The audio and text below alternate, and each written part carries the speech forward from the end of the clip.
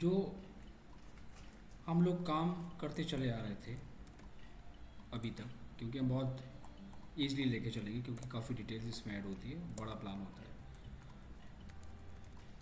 हम जिस पे काम कर रहे थे आर्किटेक्चर वाले पार्ट पे, उसमें हम लोग का स्टेप जो स्टार्ट हो रहा था वो हम लोग प्लानिंग से स्टार्ट कर रहे थे। उसमें, और प्लानिंग के बाद वॉल्स, उसका प्रोसेस क्या होता है, उस प्रोसेस को हम लोगों ने रीड करा था। वही पार्ट हम यहाँ भी स्टार्ट करेंगे। उसके बाद फिर हम दूसरी डिटेल्स पे काम करना स्टार्ट करेंगे।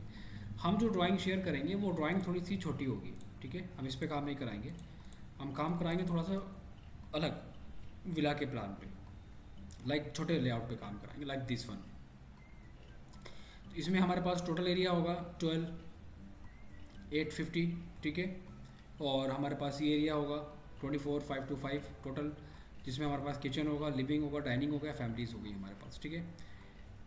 गेस्ट रूम एंड पोर्च और बाकी की डिटेल्स इसमें सारी सेम रहेगी जो हम लोगों ने इसमें स्टडी करी थी। तो इस पे हम वर्किंग कराएंगे, इस ड्राइंग को हम फॉरवर्ड करेंगे, इस ड्राइंग्स पे आप लोग काम करेंगे इसमें, ठीक है। Point number 1।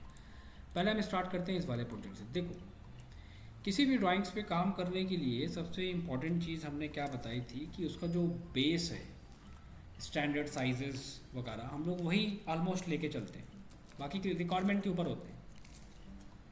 कि अगर हम यहाँ पर बेडरूम डिज़ाइन कर रहे हैं तो 490 बाई 450 का हम डिज़ाइन करेंगे, ठीक है। प्रोसेस हमारा ऑलमोस्ट सेम रहता है। अब कोशिश आपको ये करनी है कि यहाँ पर एक प्रॉब्लम है कि इंडिया में हम लोग काम करते हैं इंचेस में, फीट और इंचेस में। बाहर कंट्रीज में काम होता है सेंटीमीटर और दो पे। इस बात का हमें ध्यान रखना है। दूसरा पॉइंट कि जब हम काम करते हैं तो हमको ये पता होना चाहिए कि जब हम विलास डिज़ाइन करते हैं तो क्या इसमें कुछ डिफरेंसेस होते हैं, क्या इसके लेआउट में डिफरेंसेस होते हैं, क्या इसके जो रिक्वायरमेंट्स होती हैं उनमें डिफरेंसेस। देखो, कुछ चीज़ें चेंज हो जाती हैं, कुछ पॉइंट्स चेंज हो जाते हैं। जैसे कि क्या, बाथरूम कॉमन है, सेम रहता है, ड्रेस कॉमन है, बेडरूम कॉमन है, सेम रहेगा, लेकिन इसकी जो डिटेलिंग है वो सबसे इंपॉर्टेंट है। अब एग्जांपल, हम लोग काम कर रहे हैं, विला का मतलब हो गया वहाँ पर 3 एलिवेशंस। हो सकता है कि front sided, left sided and right sided elevations भी हो सकता है उसका। तो अब हम जो यहाँ पर डिटेल दे रहे हैं, क्योंकि वहाँ पर जो विंडोज़ के डिटेल्स होती है, जो विंडोज़ का जो वेंटिलेशन का एरिया होता है वो काफ़ी ब्रॉड होता है, काफ़ी बड़ा एरिया, वाइड एरिया यूज़ करते हैं इसमें प्रॉपर लाइटिंग के लिए। इस बात का हमें ध्यान होना चाहिए बहुत अच्छे से। क्यों? क्योंकि वहाँ पर लाइटिंग, वेंटिलेशन से लाइटिंग डिटेल्स फॉर डाइनिंग,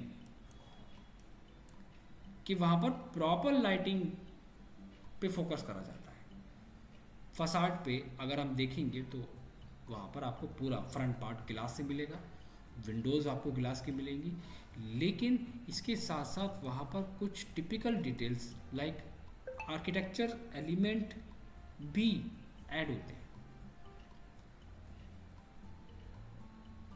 कि अगर हम वहाँ पर विंडो दे रहे हैं तो विंडो का मतलब ये है कि बाहर हम, अब देखो वही पॉइंट आ गया ना, काम करने का तो मेथड ना थोड़ा सा चेंज हो गया।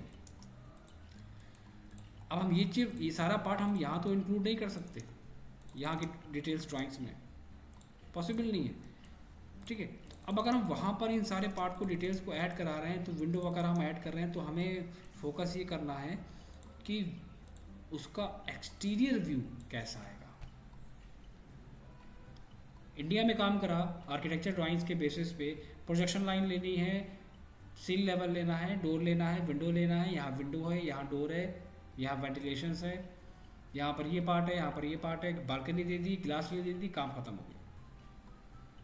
बट गल्फ कंट्रीज के प्रोजेक्ट में आपको ये बहुत ध्यान से काम करना पड़ेगा कि वहाँ पर decorative columns, Roman structures column add होते हैं।